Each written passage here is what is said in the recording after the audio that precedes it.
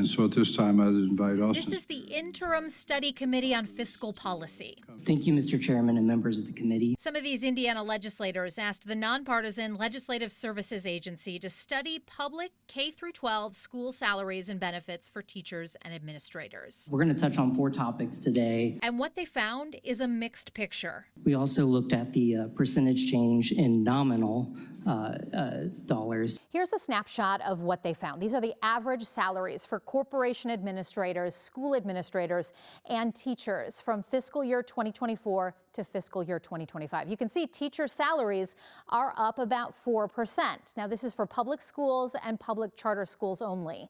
The study did not look at private schools in the state. We often talk about starting teacher pay in Indiana, and that's important when attracting new teachers. A new law will require starting teacher pay to be at $45,000 this year. Schools in the state are negotiating teacher salaries right now. In Indiana, the LSA report found the average teacher pay in the state for newer teachers is about $52,000. The LSA also looked at median salaries. So those are teachers who are mid-career. When broken down by type of school, city, suburb, town, and rural, you can see the average median pay for mid-career teachers and administrators. Suburban schools had the highest salaries for teachers and school administrators. But here's where there's major concern. When adjusted for inflation, the LSA report found median salaries have decreased from 2020 to 2025.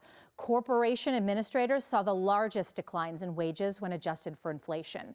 Teacher pay is also down, although there is some growth showing in the past year.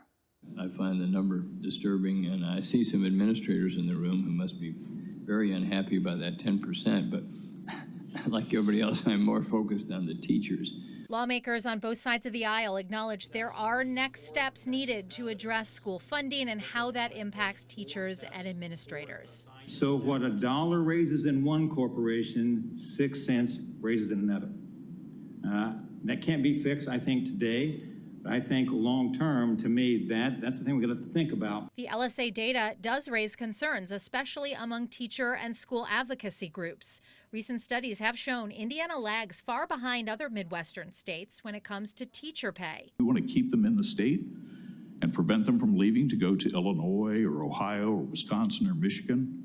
We simply have to raise teacher pay. But this isn't just about rankings. It's about what it takes to keep a well-trained, experienced educator in the classroom. According to the Indiana Department of Education's job board, there are more than 1,000 job openings right now for teachers specifically. And how long have you been teaching? This is actually my first year. In between her class and parent-teacher conferences, I talked with Andrea Urban, a first-grade teacher in Bago. And I think I speak for a lot of teachers that they don't get into teaching for the money. Urban says pay does make it difficult for young teachers to pursue their dreams on one income, and it is a barrier to attracting and retaining people in the career. I know, talking to other teachers, that they do live paycheck to paycheck, and just to be able to live in an apartment, it is harder for them because the cost of living has definitely been rapidly increasing. And I don't think that teacher salaries have been able to meet that increase at the same pace. While the legislature will likely not take any future action on teacher salaries until the next budget cycle in 2027, teachers and school leaders are watching and waiting. Classes we're working on roots. I'm John Paul. Thanks for watching. Here's another video for you to watch. Also, please take a moment to subscribe to our channel.